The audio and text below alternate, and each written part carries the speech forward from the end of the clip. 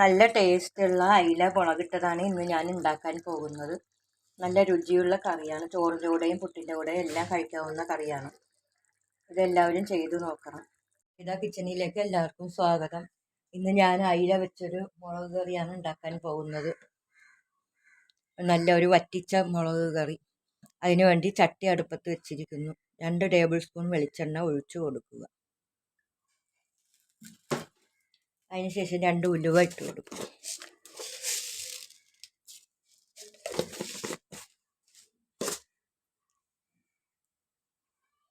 മീൻ ഇവിടെ നന്നായി കഴുകി വെച്ചിട്ടുണ്ട്. അയില മീനാണ് ഞാൻ എടുത്തിരിക്കുന്നത്. ഉലുവ പൊട്ടി വരുമ്പോൾ ഇഞ്ചി ചതച്ചത്, കറിവേപ്പില, 2 ഇടത്തരം സവാള പൊടിപ്പൊടിയായിട്ട് അരിഞ്ഞത് ഇട്ട് കൊടുക്കും.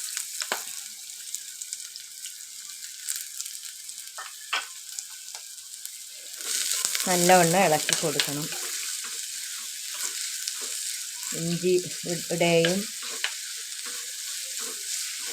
ഇഞ്ചിയുടെയും ഉള്ളിയുടെ എല്ലാം മണം മാറി വരുന്നു.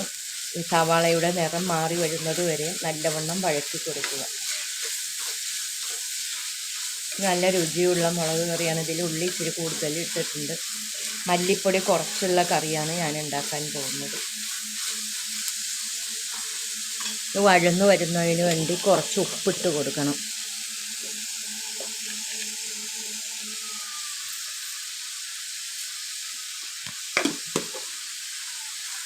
ഇത് 2-3 ദിവസം ഇരുന്നാലും കറി ചീത്തായി പോവുകയൊന്നുമില്ല. നല്ലപോലെ എടുത്ത് വെച്ച് കൂട്ടാവുന്നതാണ്. തീ കുറച്ച് വെച്ച് വേണം വഴറ്റാൻ. ഒരു തക്കാളി എടുത്ത് വെച്ചിട്ടുണ്ട്.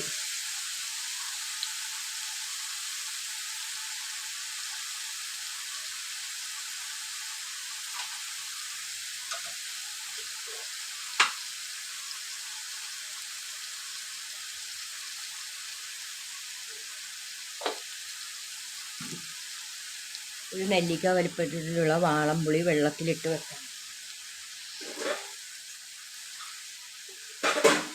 1 ഗ്ലാസ് വെള്ളത്തിൽ ഞാൻ ഇട്ട് വെച്ചിട്ടുണ്ട് വാളംപുളി.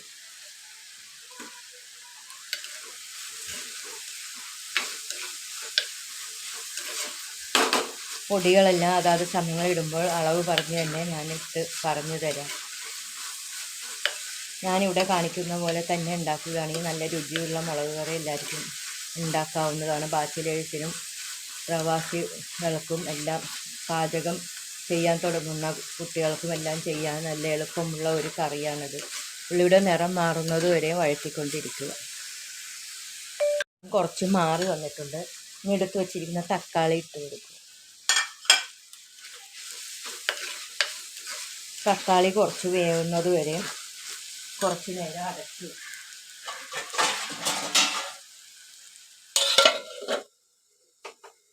തക്കാളിയെല്ലാം നല്ലവണ്ണം വെന്ത് വന്നിട്ടുണ്ട്. ഈ പൊടികൾ ഇട്ട് കൊടുക്കാം. ഞാൻ 2 ടേബിൾ സ്പൂൺ മല്ലിപ്പൊടിയും 1/2 ടേബിൾ സ്പൂൺ മഞ്ഞൾപ്പൊടിയും 1/4 ടേബിൾ സ്പൂൺ കുരുമുളക് പൊടിയും 1 ടേബിൾ സ്പൂൺ കാശ്മീരി മുളക് പൊടിയും 1/2 ടേബിൾ സ്പൂൺ എരിവുള്ള മുളക് പൊടിയുമാണ് എടുത്തിരിക്കുന്നത്. ഇത് ഇട്ട് കൊടുക്കുക. എരിവ് കൂടി പോകണ്ടെന്ന് വിചാരിച്ചാണ് കുറച്ചിട്ടത്. നല്ലവണ്ണം ഇളക്കി കൊടുക്കുക.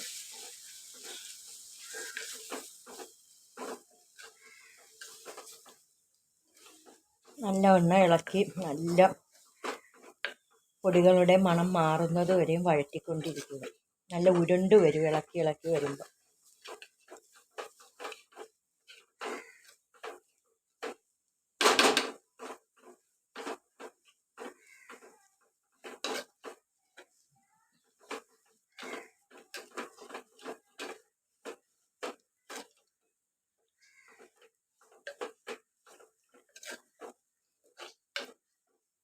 കുറച്ച് നേരം തീ കുറച്ച് വെച്ചേക്കുക.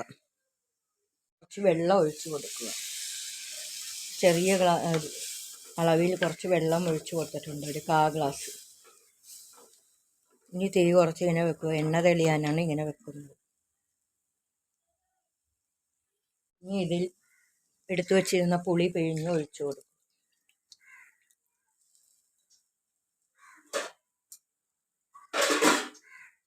കുറച്ചുകൂടെ വെള്ളം ഒഴിച്ചു കൊടുക്കുക.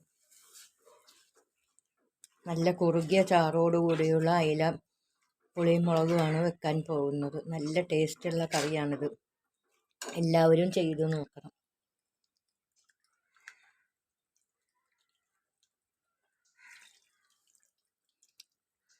ഇത്രയും വെള്ളത്തിൻ്റെ ആവശ്യമേ ഉള്ളൂ. നല്ലവണ്ണം തിളപ്പിക്കുക. ഉപ്പ് ഞാൻ ഉള്ളി മൂപ്പിക്കുന്ന സമയം ഇട്ടിട്ടുണ്ടായിരുന്നു. ഇനി കുറവാണെങ്കിൽ ഇട്ട് കൊടുക്കാം.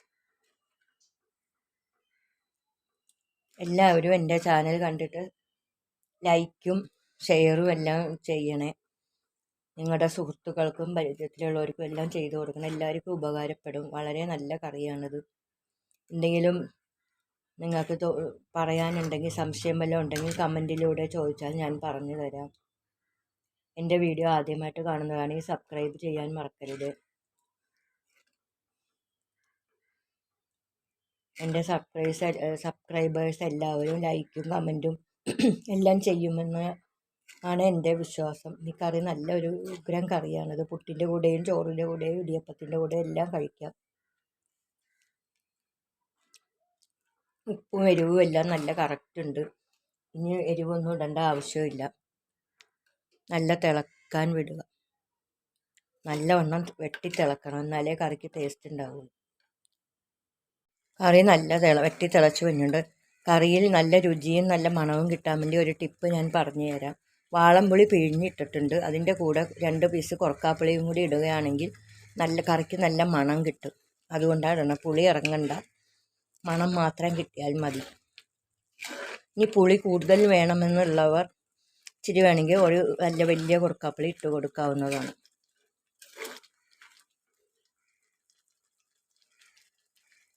കറി നല്ല മണമുണ്ട്.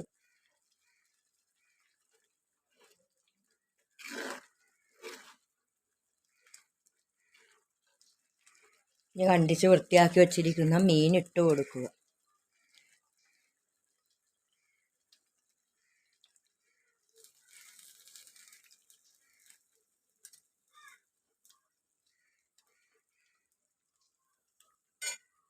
തീ കുറച്ച് വെച്ച് അടച്ച് വെക്കുക മീൻ വേവുന്നത് വരെ. അയിലക്കറി ഇപ്പോൾ റെഡി ആയിട്ടുണ്ട്. മീനിട്ടതിന് ശേഷം 5 മിനിറ്റ് ആയിട്ടുണ്ട്. കുറച്ച് കറിവേപ്പിലയും കുറച്ച് വെളിച്ചെണ്ണയും കൂടി ഇട്ട ശേഷം അടുപ്പിൽ നിന്ന് ഇറക്കാം നമുക്ക്.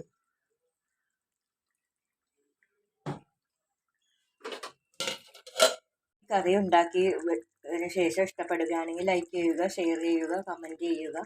എൻ്റെ വീഡിയോ ആദ്യമായിട്ട് കാണുന്നതാണെങ്കിൽ സബ്സ്ക്രൈബ് ചെയ്യാനും മറക്കരുത്. ഇനിയൊരു നല്ല വീഡിയോ ആയിട്ട് വരുന്നത് വരെ ബൈ.